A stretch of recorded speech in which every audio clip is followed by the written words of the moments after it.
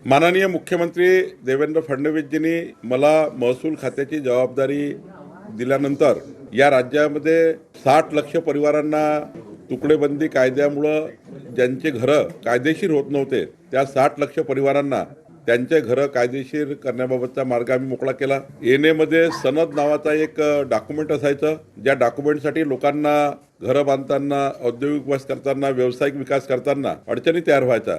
सनद आता काढून टाकली, त्यामुळे आता केवळ प्रीमियम भरलं तर कुणाच्याही घरी कुणाच्या ऑफिसमध्ये जायची गरज नाही, तहसीलदार एडीओकडे जायची गरज नाही। प्रीमियम भरलं की ऑटोमॅटिक सनद आणि येणे हे या ठिकाणी घेण्याची गरज नाही आहे। हा निर्णय जवळपास या राज्यातल्या सर्वच औद्योगिक, कॉमर्शियल आणि रेसिडेन्शियल यूज करणाऱ्या त्या आरक्षणाच्या मध्ये असलेल्या लोकांना याचा फायदा होणार आहे। खरं तर पुढच्या काळामध्ये अनेक गोष्टी आम्ही करण्याचा विचार करतोय।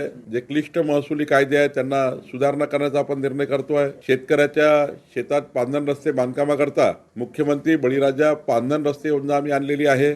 विद्यार्थ्यांना आता त्यांच्या डॉक्युमेंट करता स्टॅम्प पेपर लागणार नाही। कुठलंही डॉक्युमेंट काढताना विद्यार्थ्यांना caste certificate, validity certificate, domicile certificate कुठलंही डॉक्युमेंट कुठल्याही त्या ठिकाणी स्टॅम्प पेपर लागणार नाही। आपसामध्ये जर वाटणी करायची असेल वडिलोपार्जित प्रॉपर्टीची त्याला 500 रुपयांमध्ये त्याची रजिस्ट्री होईल, त्याला मुद्रांक शुल्क किंवा कुठलीही स्टॅम्प ड्युटी लागणार नाही। असे 38 निर्णय आमच्या खात्याने घेतलेले आहे।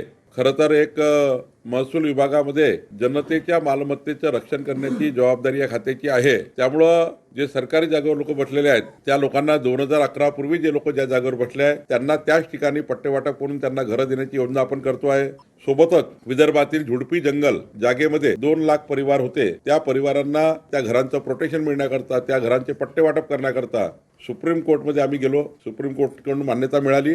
आता 2 लाख घरं हे कायदेशीर होणार आहे। असे अनेक निर्णय म्हणजे जर महसूल खात्याचा विचार घेतला, म्हणजे महसूल खात्याचा पूर्ण आपण वर्षभराचा हा प्रवास बघितला तर मला वाटतं 3 ते 4 कोटी नागरिकांना वेगवेगळ्या पद्धतीने त्यांच्या मालमत्तेबद्दलचे जे अनेक वर्ष राज्य सरकारकडे विषय प्रलंबित होते, जवळपास 4 कोटी लोकांना आम्ही वेगवेगळ्या योजनेतनं या ठिकाणी लाभ पोहोचवण्याचा आम्ही या ठिकाणी प्रयत्न केला आहे।